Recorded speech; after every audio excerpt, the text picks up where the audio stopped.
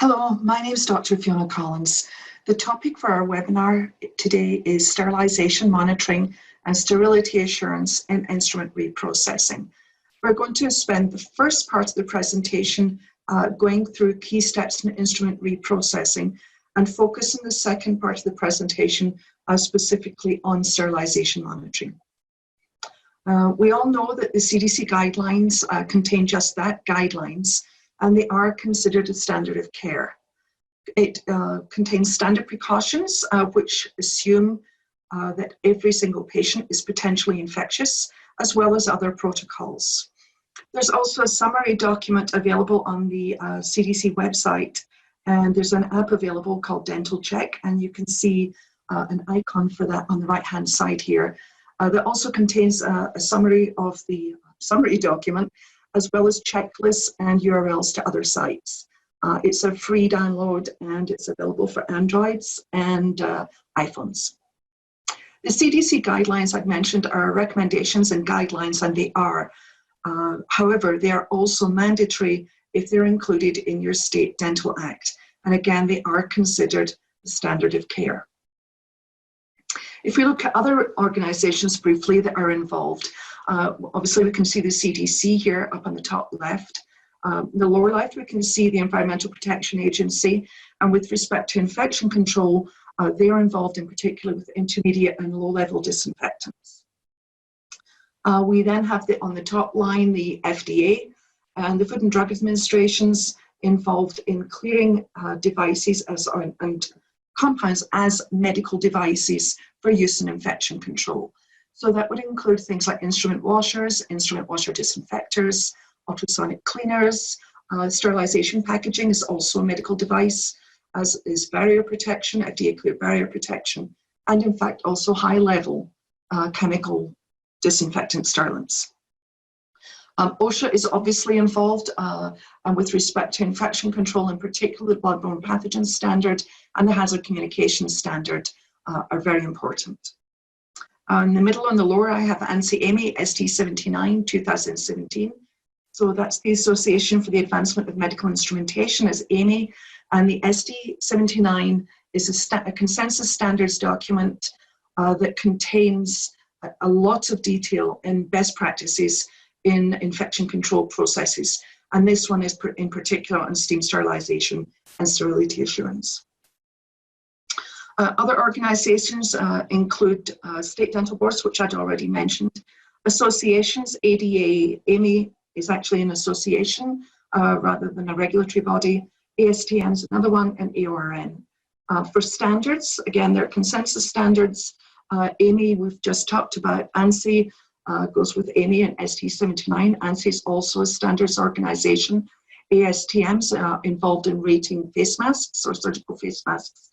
The ADA also has standards, and the standards from both the ADA and AMI do float up to the ISO level in creating international standards.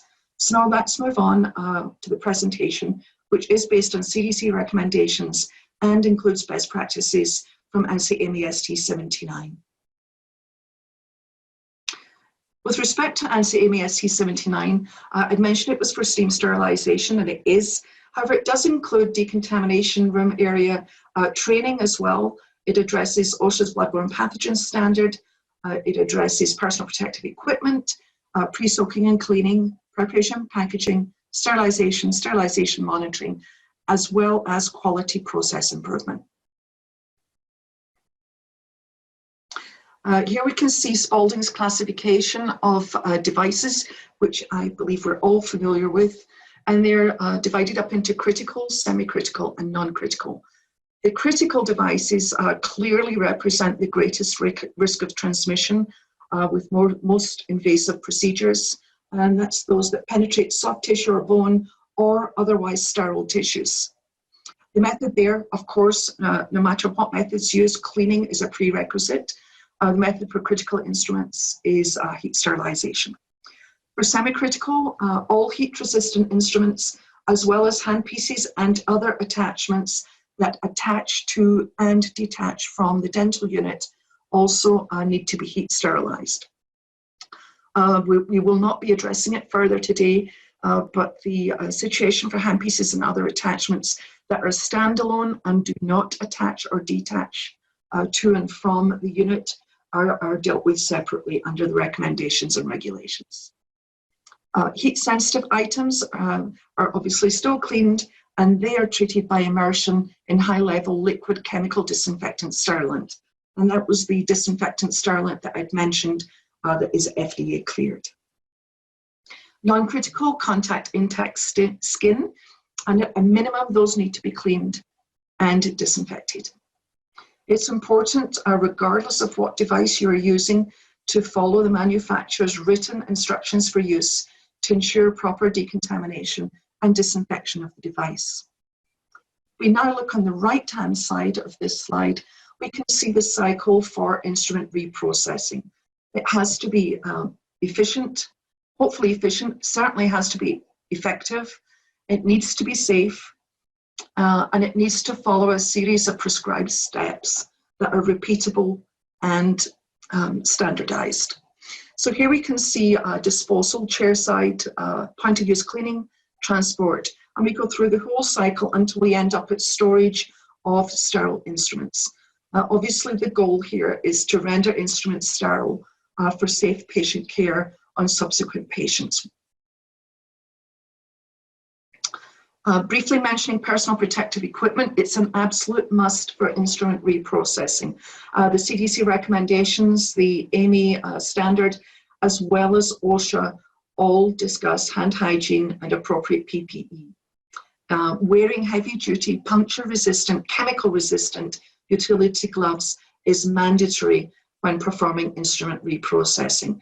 And they're also required not only in the instrument reprocessing area, but also during point-of-use cleaning, as well as during transportation to the reprocessing room or area. Other PPE that is required is protective eyewear. That could be protective eyewear that covers the eyes with side shield. Particularly if there's anticipation of spray, splash, or spatter, then a face shield gives greater protection. A surgical face mask is also required. And again, the face shield will also help protect the surgical face mask from any spray, splash, spatter, or from becoming damp, other than from sweat from the user. Again, I'd mentioned heavy-duty utility gloves. Protective attire is also necessary. And depending on the degree of spray, splash, and spatter that you anticipate, you may also consider things such as backless protective gowns over your protective attire, water-resistant aprons, shoe covers, as well as head covers. So those are optional, and they require judgment on the potential for spray, splash, and spatter, and then making a determination from there. The other items I mentioned are all requirements under the bloodborne pathogens standard. So if we go to the first stage, the best way to dispose of sharps, they're obviously single-use disposable, is chairside. That removes the need to transport them to the reprocessing area and therefore removes potential sharps injuries along the way. If you see a cross-through 2 symbol, that means it is single-use disposable and should not and must not be reused for a subsequent patient. In fact, even if you don't see that symbol, if there are no instructions for reprocessing, it's also regarded as single-use disposable. This was just to reiterate that even at this point, prior to transportation, heavy-duty, puncture-resistant, chemical-resistant utility gloves should be worn. The reason for point-of-use cleaning is to basically remove gross soil chairside, well, at the sink in the operatory prior to transportation. That reduces the risk of gross soil drying on before it reaches the reprocessing area, which makes it much more difficult to remove.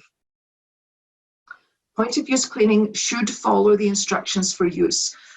So you would want to look at the instructions for use. Is point of use indicated on that IFU? And if so, how should you perform it? It does not include immersion in liquids, in particular for items like handpieces. Immersion can actually damage them and cause them to fail. So we've now disposed of the sharps. We've disposed of single-use items. We can segregate waste streams here as well, and based on their category, then place them in the appropriate container, other than the sharps, which go in the sharps disposal. So for instance, regulated medical waste would go in a regulated medical waste container. Sharps are a separate category under regulated medical waste. And hazardous chemicals would be treated as hazardous chemicals. General trash would go in the trash. So we've now completed this and we're on to transportation. Now we can see here on the top left, we can see that the appropriate attire is being worn and the cassette is not on a tray or in a tub. The open perforated cassette does provide some protection. It also helps keep instruments safe. It's impossible to drop a loose instrument on the floor if it's in a locked, open, perforated cassette, and it avoids the possibility of losing them as well. However, if you look on the right-hand side here, you can see the proper attire is being worn, and you can just see there's a cassette in here. It's in a closed, puncture-proof, leak-proof tub or container, and that is the way to minimize the potential exposure risk. So the cassette should be in a closed container prior to transportation. Although it's not highly likely, you can imagine, if you haven't seen it, that there are perforations and it is possible for an instrument's pointed end to actually poke through those perforations. So it helps to avoid this. In fact, it completely avoids it if you put it in this container. You would then transport it to the reprocessing area or reprocessing room. And I have two examples here. The one on the left is an example of a Steri center, and you can see it has a red light on one end and a blue light on the other. So the red light represents the end that is the dirty or the contaminated end, where the individual carrying this to the reprocessing area would first arrive. And the idea, obviously, with the red and the blue is differentiate between the contaminated end, where you bring contaminated instruments and devices to, and the blue end, which is post-sterilization. So this helps avoid that confusion. It's a very easy visual cue. You can use similar visual cues in a reprocessing room, or you can have signage up. So here we can see an example of a reprocessing room. We can see the individual coming in from this side. This is the hazard sign, and this is the soiled work area. So this is the decontamination area. People could also approach from this model, from this side, still coming first to the decontamination area, or decontaminated area. We'd then go to the clean work area and eventually get to the steam sterilizer and storage. There's storage here, and there happens to be storage here in this particular model. There's a hand sink in between as well. Person would then exit this way. So you can see that both of these have a unidirectional flow. It may seem to a few individuals that this is overkill. However, there are surveys that have been conducted showing that in some cases, people didn't know what was contaminated and decontaminated and actually sterilized because it was unpackaged, and we'll talk about that later. There were UV items found on top of a steam sterilizer, which is obviously completely inappropriate. And there were other confusions as well that can help be avoided by having this unidirectional workflow. Sorting and pre-soaking, I talked about gross soil removal. If by chance the debris is already dried on the instruments, then you can place them in a pre-soak. And we can see here a tub that would contain liquid pre-soak solution. And we can see another container here with foam. So either will work. The important thing to remember is if you're using foam, to make sure that you place sufficient in there so that when the foam has dissipated from the perspective of shrinking, that it still completely covers the instruments. And in this deliberate example, you can see that it does not. So you would place the instrument in the solution or the foam, and that would then moisten up the debris that had dried on. It won't remove it, but it will moisten it to make it easier for removal during cleaning. The other indication for a pre-soak is if you know that cleaning will not be performed for a while yet, and then you would place it in the pre-soak to prevent it from drying on. Before doing so, you would already have opened the hinge on hinged instruments. You would have disassembled devices if that was indicated in the instructions for use, And if you happen to have used a ratcheted device, which in dentistry is unlikely, but if you did, for some reason, you would unratchet it as well. In terms of the pre-soaking solutions and foams, there are several choices. If you choose to use an enzymatic, that will start to break down bioburden. So it would be things like proteins, fats, carbohydrates. So it will help break down the bioburden before you get to the mixed stage. If we take this example here and we assume that this is protein, we can assume that this is the enzyme contained in the enzymatic, and it's a protease. That will then break down the protein, and here we can see the amino acids that remain after the protein's been broken down. So similarly, a different enzyme, of course, but enzymes would be used for each type of bioburden, and depending on the pre-soak, they may all be in that enzymatic product. After you've pre-soaked, it's important to rinse thoroughly, because the pre-soak formulations, unless they're intended for use in an ultrasonic cleaner, for instance, but if they're standalone pre-soaks, depending on the formulation, it can interfere with the cleaning process. So it's important to rinse. Now let's look at thorough cleaning. Some people think that sterilization is the most critical stage. It's certainly critical to render instruments sterile, but it's also critical that thorough cleaning occur, because if it does not, then sterilization of areas that are covered in debris is compromised and will not occur, because in this case, steam we're talking about will not be able to penetrate through the debris. So the first choice is automated devices, and that includes instrument washers and instrument washers disinfectors. They're efficient, they're effective, and they are the safest option. They reduce the risk of exposure much further than other devices. So if you're using a cassette, the cassette can go straight in the instrument washer or washer disinfector. It's then pre-washed, it's cleaned, and then depending on the device, if it's an instrument washer, it will be rinsed and it will be dry before it exits the instrument washer. So that saves an extra step, and it reduces the touch points of operators handling contaminated equipment to the minimum. If it's an instrument washer disinfector, then there's an extra step, and that's this one here, thermal disinfection. That's water at a temperature above 90 degrees Celsius is used for this thermal disinfection, and what that does is it reduces the microbial load. After that's occurred, the hot air drying occurs just as the same as it did in an instrument washer, rendering the instruments dry before they're removed from the instrument washer disinfector. It's important to look at the instructions for use for the device that you're using for cleaning here, and also for the instructions for the device that you are going to be cleaning. Particularly handpieces, for instance, some can go in instrument washers or washer disinfectors, and some cannot.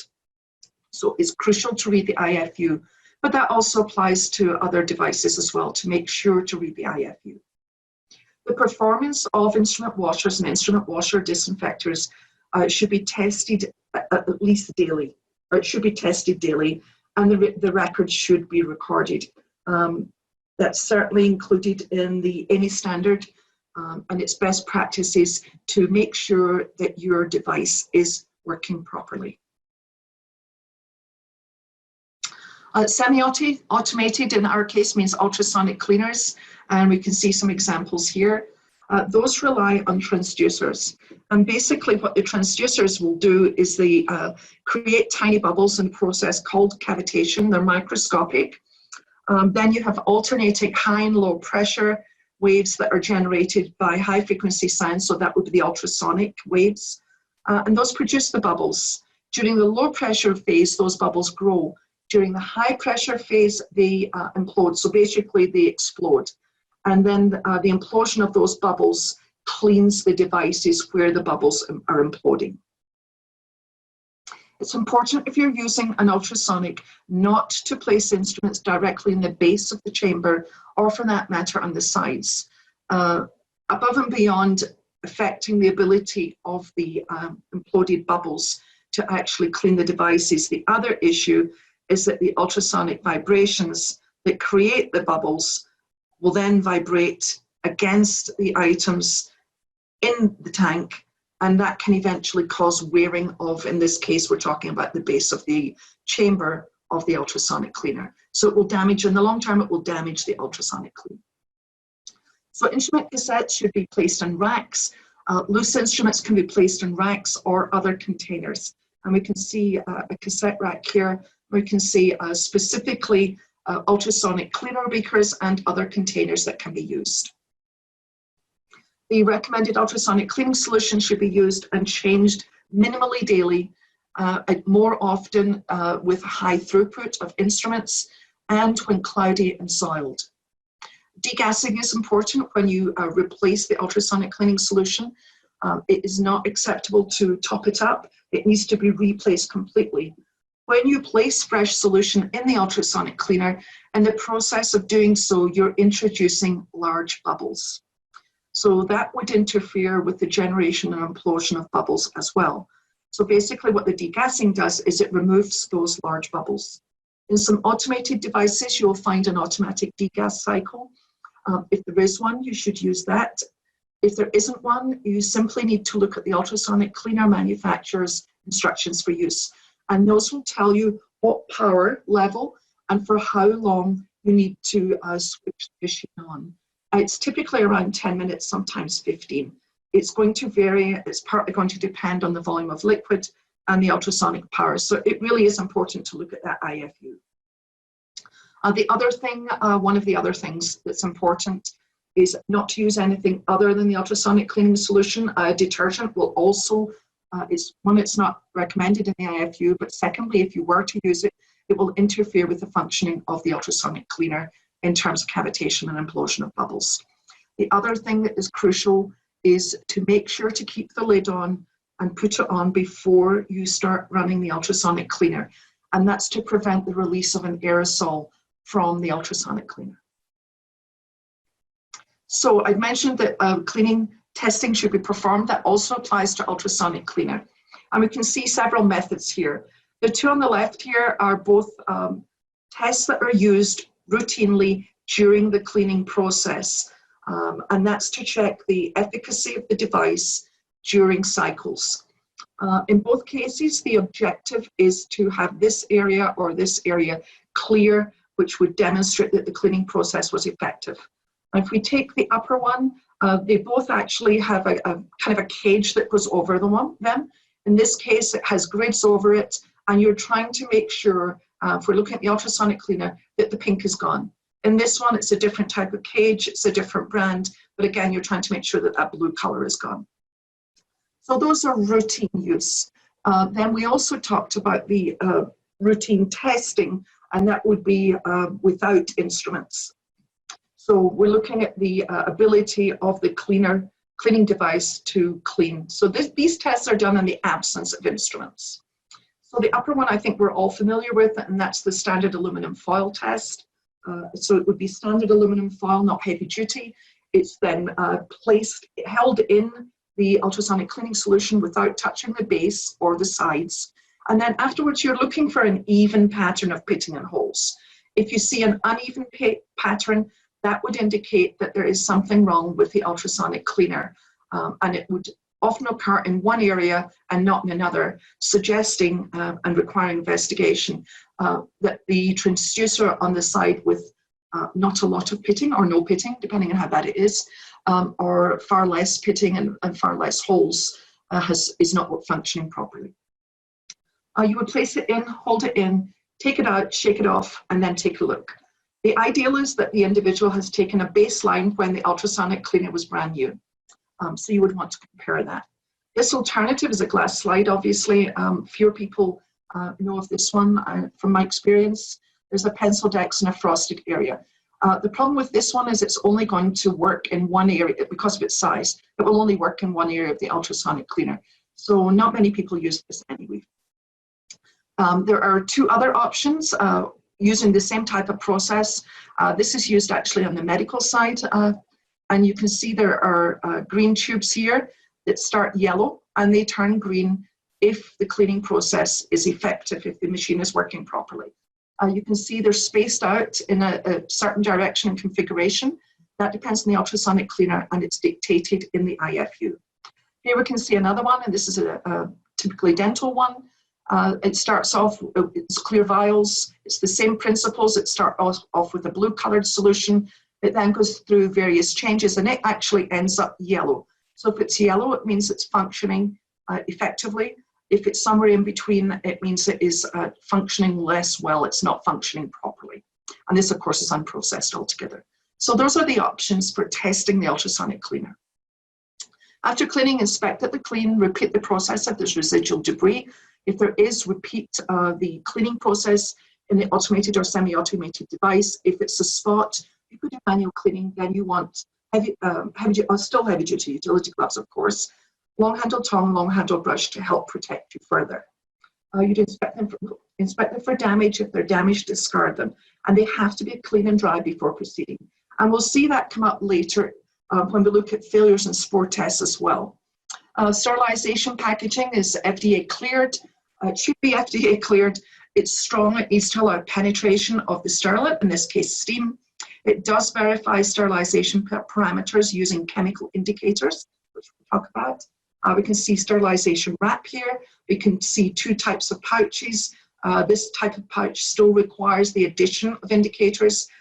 Some of them have indicators already built in. This is an example of one. And this is the tape that's used on the sterilization wrap, and then it contains indicator ink that changes color. The sterilization packaging is specific to the sterilization process, so you would not want to use sterilization packaging for steam sterilizer or an autoclave in a dry heat oven. It's not appropriate.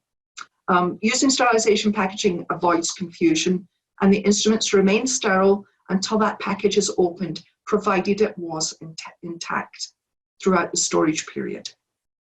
Labeling is crucial, and we'll talk about that during the monitoring, which we'll be talking about in a couple of minutes. So the labeling would be on the indicator tape. On the non-porous side of paper plastic pouches, you would want the date processed, the sterilizer used.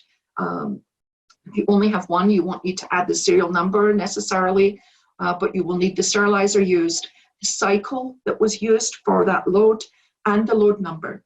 A description of contents is required, and you want to identify the operator responsible for preparation and packaging of those devices and the contents. Autoclaving, I'm not going to go through the whole chart. It's just to give some examples and some key points. So gravity displacement is the older technology.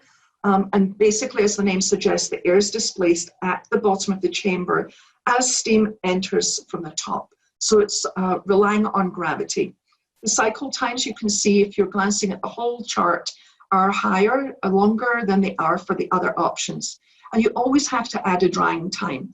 And the drying time and the cycle time is going to vary depending on the instructions for use for the devices you're sterilizing, depending on the cycle required, and depending on the load type and the particular autoclave. So these are examples. The dynamic air removal includes a pre-vacuum cycle, and that provides for more effective air removal. You can see the cycle time is much lower, particularly for the higher temperature indicated here. You still have a drying time. The steam flush pressure pulse is a specific type of dynamic air removal type sterilizer. Again, it has a pre-vacuum phase, or actually has steam flush and pressure pulses. That also provides for effective air removal. And again, you can see much shorter cycle times. And as with all of them, the cycle time required and the drying time actually will vary. And it does not include preheat time if that's required for your sterilizer. The other option is a pre and post vacuum, and that uses a different technology. It does have a pre-vacuum, so you get effective air removal. It has effective steam penetration, and the post vacuum provides also for effective drying. Again, you can see that the cycle times are shorter and with the gravity displacement. So these all provide for more effective air removal, and then the pre and post vacuum gives you an added plus.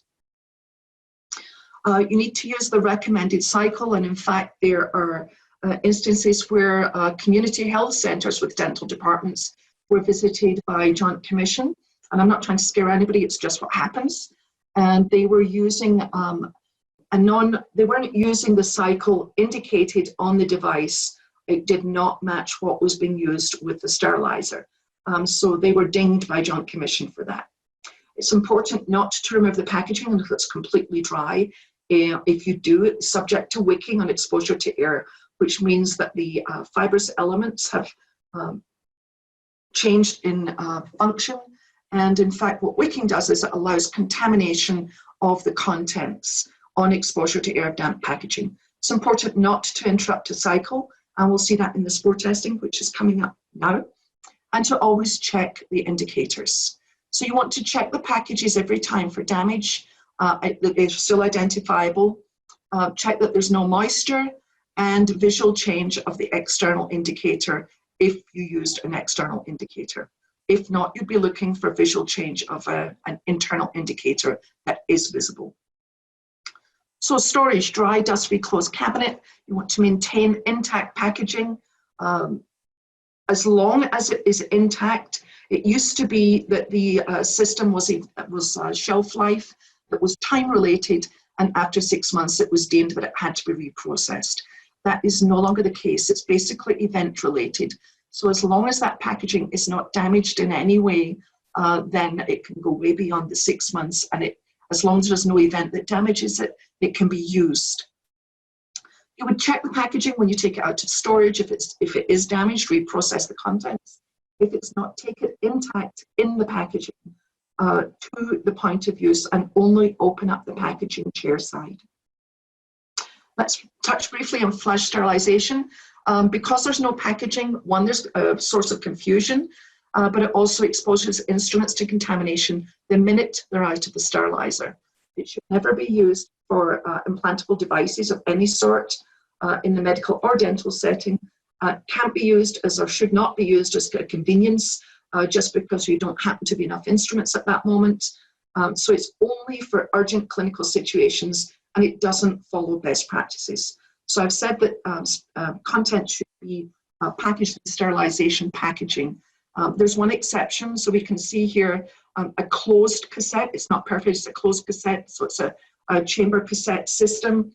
If you have one of these, then when it comes out the sterilizer, it's obviously not going to be contaminated with air. As long as you leave it in that device, in that closed cassette, until you're using it, the contents will remain uncontaminated. As soon as you open it up, so you can't open it up and then transfer the contents to a pouch because you don't have enough containers. As soon as you transfer, it's subject to contamination before you even get it in the pouch. As long as you don't, this is the exception, and you can either do it packaged or unpackaged. So now let's turn for the rest of the presentation to sterilization monitoring. So sterilization monitoring consists of mechanical indicators, and we can see an analog version here. That's the old style, where it's mechanical gauges, and it will show air, time, temperature, and pressure that occurred during the process, what it reached. This is a digital version of a mechanical indicator. It shows the same things, but it actually does it digitally. One of the advantages of digital is that some of the sterilizers you can actually get a printout or a USB download from the sterilizer. This is an example of a chemical indicator, and the last one, of course, is a biological indicator. So let's now take a deep dive into sterilization monitoring. Again, as I've mentioned, the mechanical indicator simply gives you the fact that the time, temperature, and pressure parameter were reached.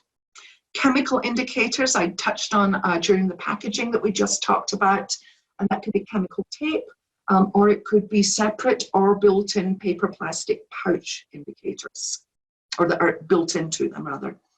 Those also show the parameters that were reached. Neither mechanical indicators nor chemical indicators assure sterility. They simply show that the parameters were reached. If you're using sterilization packaging, which you should be with the one exception I just provided, they must include an internal indicator. If the internal indicator is not visible, and obviously it cannot be with sterilization wrap, and it may not be, depending on what's in the paper plastic pouch and where the internal indicator is. So if the indicator is not visible, the internal one, you must also use an external indicator. So then it's an internal indicator plus an external indicator. Again, if the process of processing shows a failure with these, you should not use that load. You should start again and reprocess. Looking more closely at chemical indicators, they used to be called classes. They are now types 1 through type 6. So the type 1 that I was just referring to is the external indicator. And this type 1 is what's required if you cannot see the internal indicator in the package. The type 2 is the Bowie-Dick test, and that's only for use and only required for use and is only used for dynamic air removal sterilizers. So that is used first thing each day. It would also be used if you moved your dynamic air removal sterilizer around the reprocessing area or room. And it would also need to be performed 3 times if it had been serviced.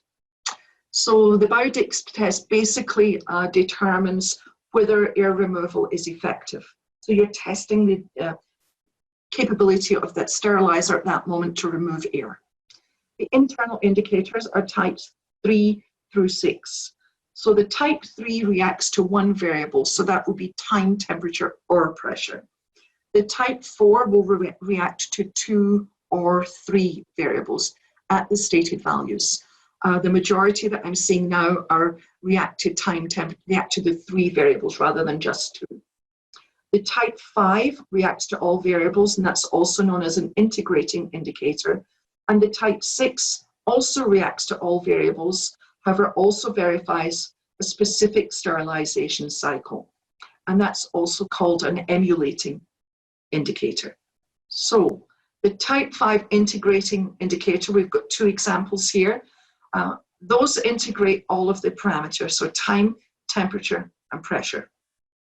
Providing you're purchasing them from a reliable source, they're reliable and they've been tested. You would place one in the middle of the load at least daily and process the load. And then if we take the lower example, if it's in the safe zone, the dark bar would move into this area, and that says accept. So that would mean that the parameters were reached.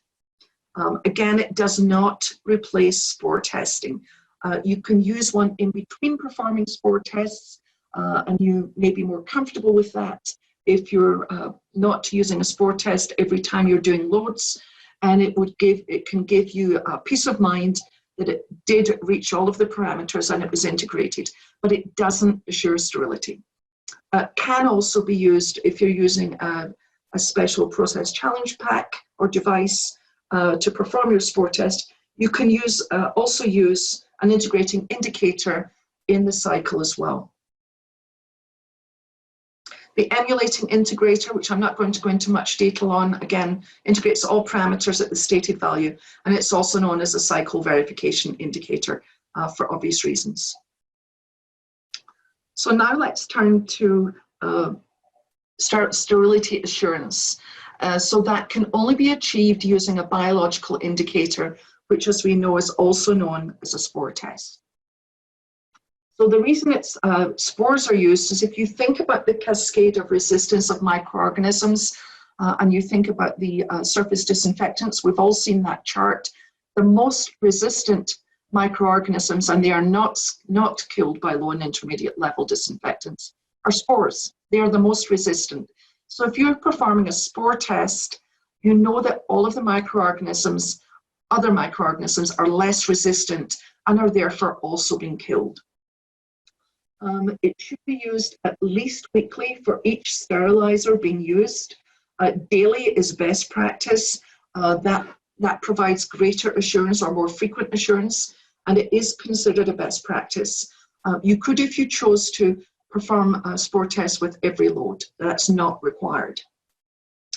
If you think about the sterilizer usage, if you've got higher sterilizer usage, you would want to consider more frequent spore testing if you weren't already doing that. And simply, if you think about it, you're using the sterilizer more often, There's more opportunity for errors. We'll talk about that in a moment. And you would also have less loads that you would need to reprocess if you had a spore test that failed. And you're going to be performing sterilization for more loads because you've got higher sterilization usage. You also need to perform a spore test each time an implantable device load is being sterilized and wait for the result. I just want to add the caveat that this does not include dental implants. It's referring to other implantable devices. Dental implants come sterilized. They're usually gamma irradiated. They're from reputable sources. They're in a double vial, gamma irradiated, and they do not require sterilization. In fact, it's contraindicated and it can actually damage the implants. Again, the integrating indicator does not replace the spore test, and I can't emphasize that enough. So what are the options? Well, we can see several options, and there are others as well. One option is in-office testing. The advantage of in-office testing is that you get quicker results. There aren't any delays in evaluating it other than at time it takes to incubate and obtain the results post-incubation. So that gives you much quicker results, so you know whether the spore test passed or failed relatively or very quickly. The lab test is a mail-in test, so you're relying on basically snail mail. That's not necessarily a bad thing, but it means you don't have the results as frequently or as quickly for the loads that you're sterilizing and want sterility assurance for. The advantage of the mail-in is that it's third-party verification. So if you look at the ones that are in office, the big reason for doing it is they are simple to use and the results are available quickly. So it used to be that all of the results took 24 to 48 hours. And if we look at the one on the right here, it's much quicker than that. And in fact, you can get initial results in as little as 2.5 hours. If we look at the one on the left, that is also very quick. And in fact, there are two versions. One gives results in 20 minutes, and the other version gives results in an hour. So if you compare those with this, for instance, it's quite different. Other considerations other than the speed of the results is how easy is it to use? How easy is it to interpret the results? And how do you get your documentation? In fact, you can now obtain, depending on the incubator you're using, you can obtain digital documentation and USB documentation. You would also want to consider suitability for gravity and pre-post vacuum autoclaves so that you're not having to store two types of spore tests in inventory, one for gravity and one for pre-post vacuum autoclaves, if you have both types of sterilizers. So how would you go about doing the in-office spore testing or the mail-in spore testing? The basic method is the same, so let's look at that briefly as well. The first thing is, what type of spore testing are you doing? Well, if we're talking about autoclaving, we're talking about a spore called Geobacillus stearothermophilus.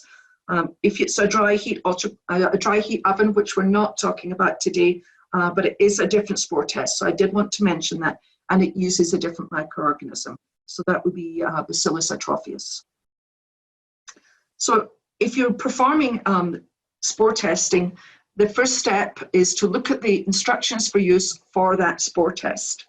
It will tell you where to place it in the autoclave, the location of the test BI or test spore test in the autoclave will be provided. You want to also obviously you must have a control spore test or BI as well. So the objective here is the control spore test does not go in the autoclave. So at the end of the sterilization process, you're wanting to compare the spore test that was in the autoclave with the spore test that was not in the autoclave. So after you've placed the spore test that is going in the autoclave, so that's the test spore test, you would run the cycle. You also need both the test and the control spore test to be from the same lot, and I'll explain that in a moment. So at the end of the cycle, you would want the test BI that went in the autoclave to show that all of the spores were killed.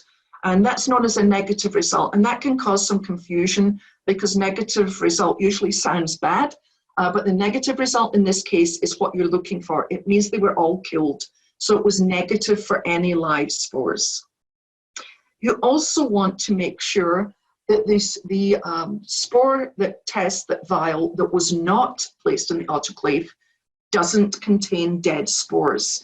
If it does contain dead spores, well, it wasn't sterilized, so it must be because there's something wrong with the spores. And that means there's something wrong with the spores that went in the autoclave as well.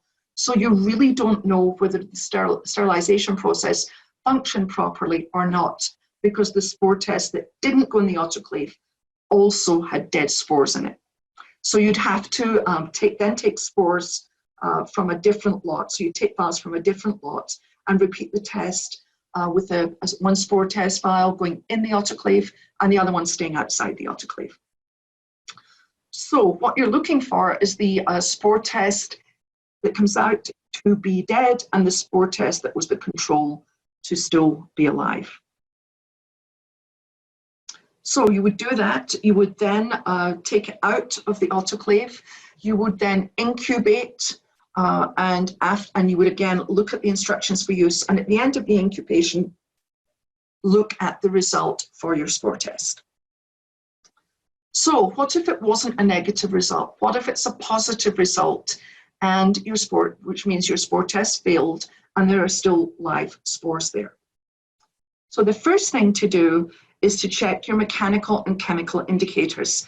That should already have occurred, but you would want to now check them and to see if there were any anomalies and parameters were not reached as they should have been, as indicated by those indicators. If there's something amiss with your mechanical and chemical indicator results, you're going to quarantine the loads since the last successful spore test, which may have been the previous load. If you're doing it for every load, it could have been at the beginning of the day, and this, if you're lucky, might be your first load, or it could be your third or fourth or subsequent load. Or it could have been, if you're only doing it at least weekly, it could be a lot more loads. But you would want to quarantine those. You would then review the records again, not use the sterilizer in the meantime, and repeat the spore test using the same cycle. If the spore test comes back again with a positive result, meaning it failed and there are live spores there, and you've verified there are no operator errors, which we'll talk about in a second, you would then reprocess all of the loads from the start of instrument reprocessing and then re-sterilize them again. You would remove the sterilizer from service and you would then have it inspected, repaired, or if it can't be repaired, replaced. Then you would perform spore tests 3 times consecutively using sterilization cycles in an empty chamber. Now, the conservative approach, the first time would have been to reprocess everything. The less conservative approach is to quarantine it, and if the second spore test performed after you've checked the mechanical and chemical indicators comes back negative, meaning all of the spores were killed, then you could release the load. So that's a less conservative approach. So the monitoring log is crucial. It's required, it's in the CDC recommendations, it's in the AMI ST79 consensus standard, and in fact, if you don't have a monitoring log, there are 2 issues. If you had a spore test that did where the spores were not killed, it means you don't know which packages were processed after the last successful spore test. So you have no way of tracking them. The first option then is you don't reprocess them, which of course is from a standards and from a best practices and from an infection control protocol perspective, completely unacceptable. The alternative is really inconvenient because it would mean you'd have to reprocess every load that you had already processed and that was in storage, because you can't differentiate. The other issue is if you ever run into a legal issue and you haven't performed monitoring logs, or you haven't kept monitoring logs, or not kept the monitoring logs adequately, you will be deemed not to have done the appropriate sterilization monitoring, even if you did, because you've got no record of it or no adequate record. So what should be on the monitoring log? You want the sterilizer identification, so again, serial number and model number, a sterilization date and the cycle, the load number, the duration and temperature of the cycle, again, the contents. This one sometimes seems really onerous. That's actually an advantage if you have, for instance, closed perforated cassettes and you have a standard setup. So let's say you've got a composite setup. If you know what your composite setup is, you could write composite setup and separately keep on file a record of what your composite setup contains. You want records of all of your mechanical indicator test results, all of your chemical indicator test results, all charts, readings and printouts. So the technological advantages have been great, and there are cleaning devices, the sterilizers that will provide printouts, they'll provide readings, and in some cases USB ports that you can then download the information and store it digitally. If you have electronic records are preferred, that is best practice. If you're using old-fashioned traditional records, they still have to be thorough, and you still have to have all of the information. You would want the information on biological monitoring every time it's performed, not only if it passed the test, but also any failed spore tests and what you subsequently did. Maintenance of your equipment, and the operator's name and signature on the log. So, failed spore tests, many causes. You can see quite a number here. The number one cause is not sterilizer failure. It's human inclination. You say, well, it must be the sterilizer. But actually, that's the last reason, really. The most common reason is overloading the sterilizer. So, overloading, incorrectly loading, the incorrect time, temperature, and pressure was used. The cycle was manipulated or interrupted. Improper packaging, failure to preheat the sterilizer if that's indicated in the IFUs, inadequate maintenance and testing, and equipment failure. So as we look at that, here we can see, I think we can all agree, this is grossly overloaded, and this one's also overloaded with them all overlapping. So there's inadequate space between the peel pouches. The sterilant can't get in there, so equally it can't get to the spore tests. The plastic side of pouches should be facing in one direction. If they're not, that's another cause of errors. Stacking trays on top of each other, they should be placed in racks, and that again provides space. Heavier packages should be at the bottom of the chamber, and the load should not cover the chamber drain port. So here's a solution. So look at the load, look at the accessories that you can obtain where you're looking at your autoclave that you have, or if you're thinking of getting one. This one nicely spaces out. In this case, it's paper or plastic pouches are the example. You can see there's plenty of space, and you can see they're all facing the right way. And so they go in the sterilizer, and they go basically vertically on their side in the sterilizer, which is great for drying afterwards as well. This is an example of a rack, and it belongs to this one, but this is an example of a cassette rack. So no matter which autoclave and no matter which rack system, what you want is space between them so that you can actually get the sterilant in there and then later adequate drying. Improper packaging, if you overfill containers, it's going to have the same effect.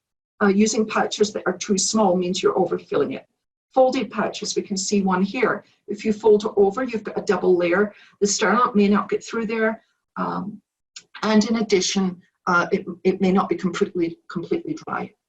Improper double pouching. So we see for double pouching, that's sometimes performed with heavy instruments. It should only be performed if the particular plastic paper pouches or paper plastic pouches have been tested for this. The material should not be too thick. Improper double wrapping, again, it needs to be FDA cleared, or you need to use an approved technique. Peel pouches are defective because they weren't stored in a cool, dry place, and reusing single-use packaging. Incorrect time, temperature, and pressure. That again could be a failure to do the correct time, temperature, and pressure. It could be a failure of the autoclave. Poor water quality will mean that you don't achieve the steam adequately and pressure. Inadequate air removal. So all of these are associated with an incorrect time, temperature, and pressure, resulting in spore test failure. It's quite a list here. I'll touch on a few of them. If you have gaskets that are contaminated or damaged in any way, that provides an incomplete seal and leakage. So again, the cycle is going to be compromised. Improper air removal, that's going to impact the ability of steam in this case to sterilize, and therefore you'll also get a field spore test. Inadequate air removal could be because it's a dynamic air removal that's not functioning and you didn't perform a biotic test to find out. Filters are clogged, that will cause variable pressure. The steam traps, if they're ineffective and clogged or not working properly, that causes condensation where you've touched the packaging. It can actually cause condensation and cold spots in the base of the chamber. So again, not reaching the temperature. Well, obviously, if the water tank's empty, you're not going to, or near empty, you'll have inadequate or no steam generation. If the pressure gauges aren't well calibrated, that's going to mean that you're not reaching the required pressure for that cycle. If it's an interrupted cycle, well, that interrupted cycle, it's difficult to do that unless you've got a manual autoclave now. Fortunately, most of them don't allow an interrupted cycle, but there could be something wrong at the power plant, and that could cause an interrupted cycle. Using tap water, that's going to cause poor quality steam and again damage to the gaskets. And I'd already mentioned the interrupted cycle. So gasket care, daily, clean the door gasket and outside the rim, follow the instructions for use and replace it regularly and when it's worn or cracked in accordance with the instructions for use. Replace filters as indicated, check the drains and traps, clean them. Clean the chamber using the product indicated in the IFU. Again, check the gasket regularly. It could be the spore test itself. It could be an expired biological indicator that's beyond its shelf life. It could be incorrect incubation time or misinterpretation of the results. Maybe you didn't crush the biological indicator vial. Incorrect position in the sterilizer. The biological indicator was damaged in some way, or very late mailing in of a mail-in test. And that typically means, very late typically means more than 30 days after you did the spore test in the sterilizer. Sterilization, you're wanting to render all life forms inert, spores and everything under that. So for success and compliance, you need standardized, repeatable protocols, education and training, reliable, efficient and effective products. Obviously, you should be using regulated products, adhere to OSHA, FDA and EPA regulations, follow guidelines, which we've talked about, best practices and standards. Sterilization monitoring is crucial to the whole process and sterility assurance. And obviously the required logs and documentation. I'd like to thank you and let's look at questions briefly. Okay, so the first one's what's the protocol for sterilization of instruments used for a patient with hepatitis B? Well, if you remember when I asked this, when I mentioned at the beginning, standard procedures, in fact, every patient should be regarded as potentially infectious. You may not even know, the patient may not even know that they're infected with hepatitis B or another microorganism. It makes no difference. If you're performing sterilization procedures, following the recommended protocol and best practices, then the instruments will be rendered sterile. How do you dispose of PPE? I'm going to skip that one for now, since it isn't core. What if the ultrasonic enzyme tablets that I use are non-foaming and they don't form bubbles? It isn't the tablets that are going to form bubbles in the ultrasonic solution. It's the transducers that will create the bubbles once the tablets have become a solution. So it's the solution that forms the bubbles, not the enzymatic ultrasonic cleaning tablets. How often should you test the ultrasonic? Daily.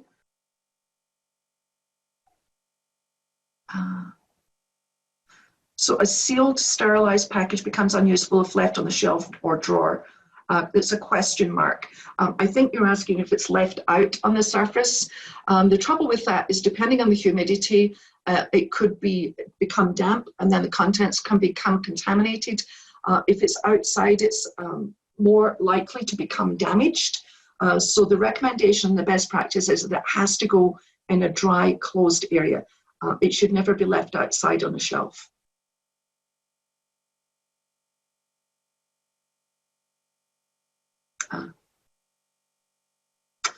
Shelf life of sterile instruments, as I've mentioned, that is not time related, it's event related. So for instance, while it used to be 6 months, unless your institution, and in the dental setting that's not so likely, but unless your institution decides to have a different policy, in general, if you could take a sterile package out a year later, and provided it is not damaged, it is still sterile and fit for use on a patient, single patient, before being reprocessed.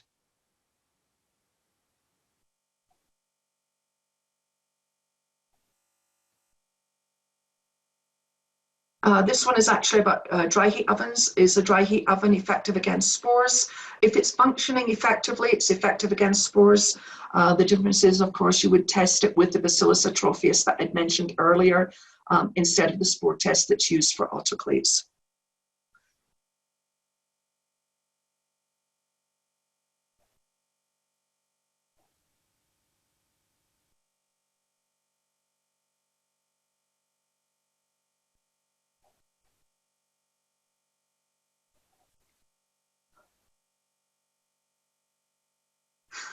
Do you have to the contents of every load recorded in the sterilization log? And the answer is yes.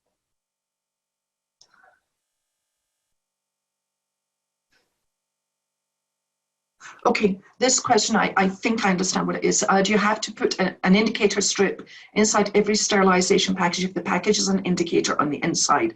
I think this is about whether it's a built-in indicator on a paper plastic pouch. If it is, then if you have the built-in indicator and it's an internal indicator, you don't need to put another internal indicator inside the pouch. If you mean, do you, for any other situation, one way or another, whether it's built in or in a package, you always have to use an internal indicator. You have to have the external of the indicator, that's internal indicator, named an internal indicator, is not visible. How do we protect ourselves from ultrasonic aerosols? By putting the lid on the ultrasonic cleaner before you start the ultrasonic cleaner and not taking it off until you stopped the ultrasonic cleaner. Any extra step due to COVID-19? No, actually instrument processing has not changed for cleaning, sterilization, and the whole process. It has not changed during COVID-19.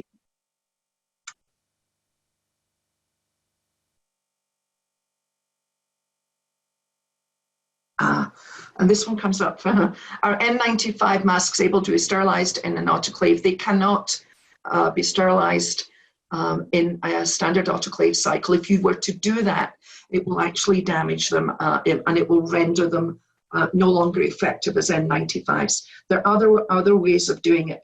It's actually beyond this presentation to discuss it. It would take quite a while, but there are processes, but they're not in the dental office, at least not yet.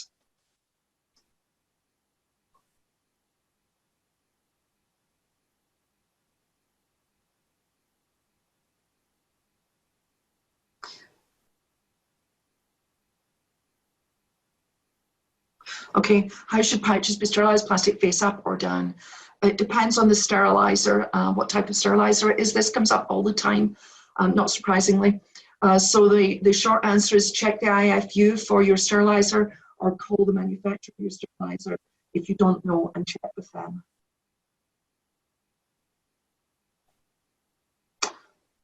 And in fact, if you think about pouches, if you're using accessories, having them diagonal, almost vertical, is actually ideal because it does help with the drying process afterwards.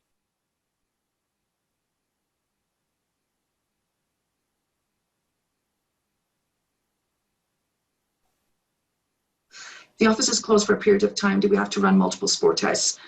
Yes, you would want to run it 3 times in an empty chamber consecutively using the sterilization cycle. There aren't any COVID-19 alterations to normal sterilization techniques. And I'll take one more. I'll let you find one more.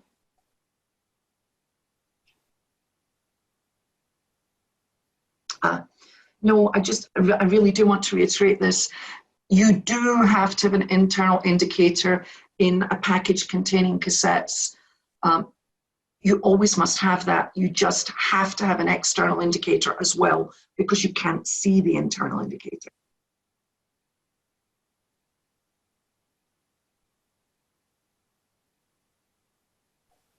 COVID-19 can be killed by just using EPA registered disinfectants. There's a list N that gives you a list to choose from. Again, that is not rendering instruments sterile, so we're not talking here about reusable instruments that require cleaning and sterilization. We're talking about surface disinfection in that regard.